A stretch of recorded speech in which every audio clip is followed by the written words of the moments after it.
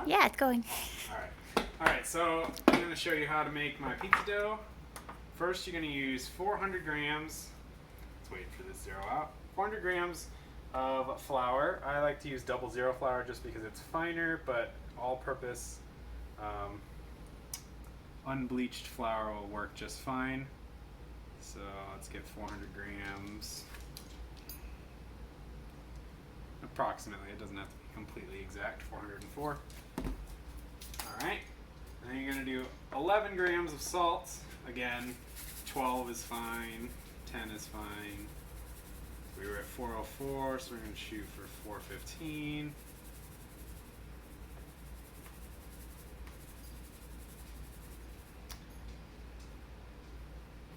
Alright, 416, that's totally fine. Now we're going to do the yeast. Again, 2 to 3 grams. So, looking for like 418, 419. 418, that's good. We're going to do 8 grams of oil, and again, doesn't have to be completely exact.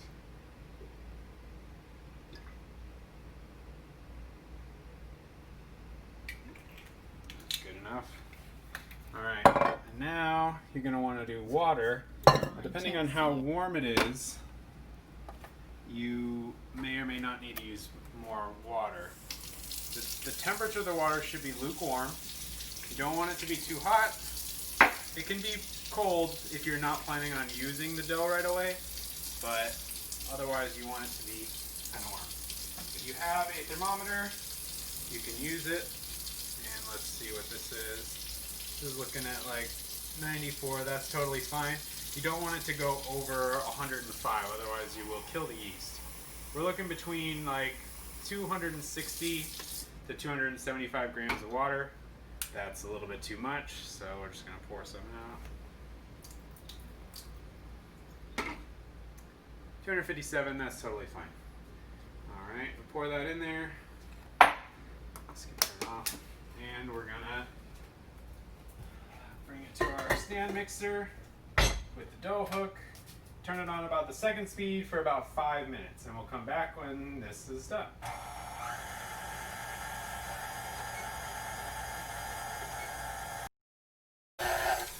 Alright, so this is about what the pizza dough should look like. Some of it should probably be sticking to the walls and the bottom of the thing. If it's more sticky, then that's okay. It means you probably used a little bit more water, and that's totally fine. This one is actually a little bit more dense than sometimes I've made it, but that's not a problem. So now, what you're going to do is you're going to knead it just a little bit more. So just a little bit of flour on your surface, a little bit of flour in the bowl so that you can get it out easier. And then you're going to want to scrape it off of the dough hook. If it's really sticky at this point, then just add a little bit more flour, but try not to add too much because you don't want to. You want to keep a lot of that elasticity there. So again, just kind of scrape it out and onto the surface. Now this recipe makes 2 dough balls, so what we're going to want to do is kind of shape it into a ball. It should be relatively smooth. You don't want to knead it too much because it's already been done in the mixer. So we're going to cut it in half. And we're going to make 2 dough balls. Now, if you want to use one right away, like we're going to do, you're going to want to leave it out, depending on how warm it is in your house, you're going to want to leave it out for about an hour to an hour and a half until it basically doubles. If you leave it out a little bit longer than that, it's going to overproof and you're not going to have a good time. It's going to be hard to shape, and it's not going to work. You're just going to want to kind of roll these into a ball, just keep tucking it underneath like this. And if it's stickier, it's going to be harder to do this, but you should be able to do it, and just try to keep a little bit of flour on your hands. I like to use Tupperwares to put these in. The bigger one I'm going to use for the one that's going into the fridge. The smaller one I'm going to use for the one that is staying out for tonight. There's just a little bit of flour in here. You can also use oil if you want. One of these is going into the big one, and one of these is going into the little one. Go ahead and seal these up. And this one's going to go in the fridge. And then we'll come back in about an hour and a half. You can zoom in on that maybe, and we'll see what that looks like in about an hour and a half.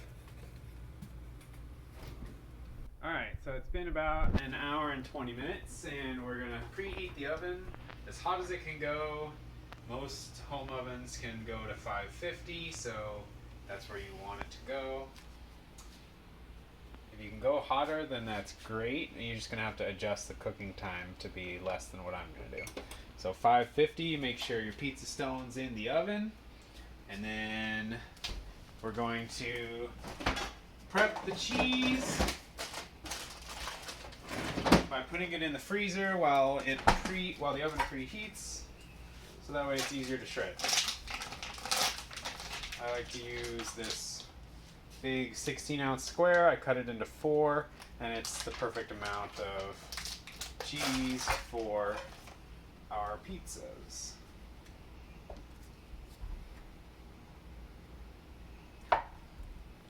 Pop that in the freezer, and we'll come back once the oven is preheated. Alright, so the oven has been preheated, and now it is time to shape the dough and build the pizza. Dough looking pretty good. It looks like it's about doubled. Should be really soft right now, but not shouldn't be too hard to form. So we're gonna do a little bit of flour on our surface here, and you can kind of pry up the dough. Try not to muscle it out because you don't want to shape it too much in the container. And now we're just going to kind of pat it down a little bit. Again, not too much, because you don't want to get rid of the air that's in there. I like to make a little ring so that you can kind of make a crust. It's circular. You can kind of see where that goes. There's a couple ways to do this. You can do what I'm doing here, where you push and kind of pull at the same time. It really depends on how well floured your surface is. You can turn the dough over. You kind of keep doing this and just kind of stretch out the outside only. Don't stretch out the inside. You want to leave a lot of dough in the middle, because that's going to be the part that's going to get stretched out the most. You can kind of flip it back and forth like this. You can let gravity do the work and kind of just grab on the crust and let it drag down. You can stretch it out like this, whatever works for you. Now, I should have mentioned that you want to use, this is cornmeal. You can also use semolina flour on the pizza peel. You want to put a decent amount of this on. Depending on how sticky the dough is, you might need more of this, otherwise it's going to be really, really difficult to get it off of the peel, and you're going to end up with a probably still tasty but misshapen pizza. The best kind of pizza. Alright, so we're going to make this just a little bit bigger. This is also the point where you could toss it in the air if you had the skills. This pizza dough is a little bit flimsy because it's just been sitting out, so I'm not going to do that, but that's about good. So we're going to lay it down like this. It's looking pretty nice. And then we're going to top it up. So this is just crushed tomatoes. You can use tomato sauce. You can use a pre-sauce if you want. These are just crushed tomatoes. I'm just going to use probably about that much, and that looks like it's about the rest of it. I like to use a ladle and just kind of push and circle around to get it fairly evenly spread out. Now, just because this is just crushed tomatoes, or if this was tomato sauce, I'm going to be adding a little bit of stuff to it. Otherwise, the sauce would be just a little bit kind of bland. But if you're using a pre-made sauce, or you've already made a sauce or something like that, then feel free to skip this next step. So a little bit of salt.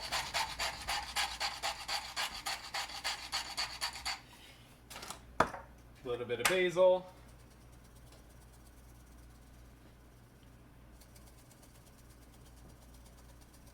And some oregano. Again, this is kind of up to personal preference, personal taste, but I would definitely recommend the basil and the oregano, even if it's just a little bit, because it gives the sauce a little bit of flavor. Again, if you already have a pre-made sauce, then don't worry about this. And then we kind of want it a little bit spicy tonight, so we're going to use some crushed red pepper.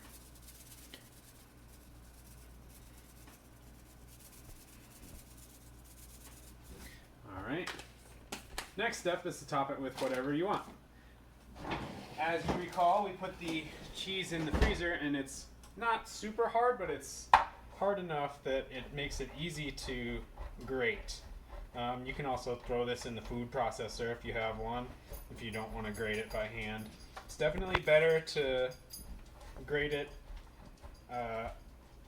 on, when you need it, rather than buying the pre-shredded stuff that just tastes a little bit better. But you can certainly buy the pre-shredded if that's what you want to do and you don't want to tear up your fingers like I'm doing right now.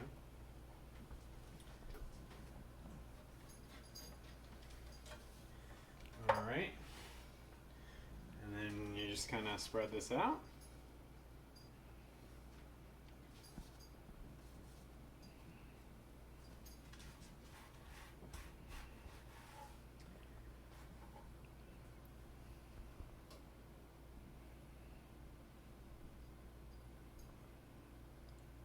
Looks pretty good. Obviously, if you like extra cheese, you can put extra cheese on it, but I feel like this is a good amount of cheese for pizza.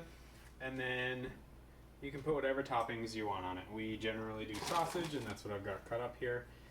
You can put pepperoni, you can put whatever you want.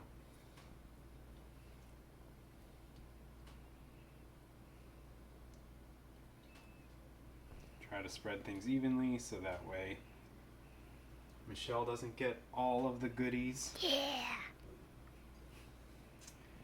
That looks pretty good. And then we're going to pop it in the oven for about 10 minutes. If you've had the oven preheating for a long time and the stone is really hot, 9 minutes or even 8 minutes should do. But we're going to go 10 minutes because the oven just hit 550, and we'll come back when it's done.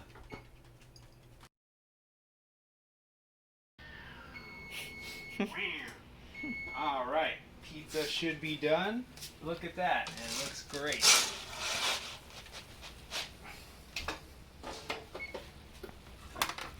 Right.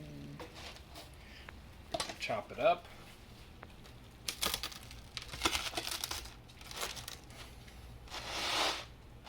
Listen to that crunch.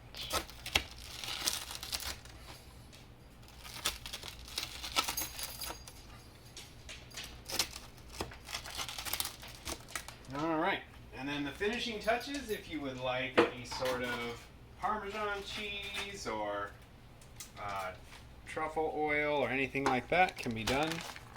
Otherwise,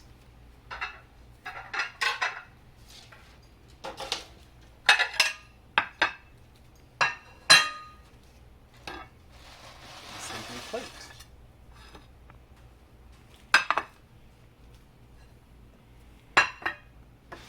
I'll get that money shot.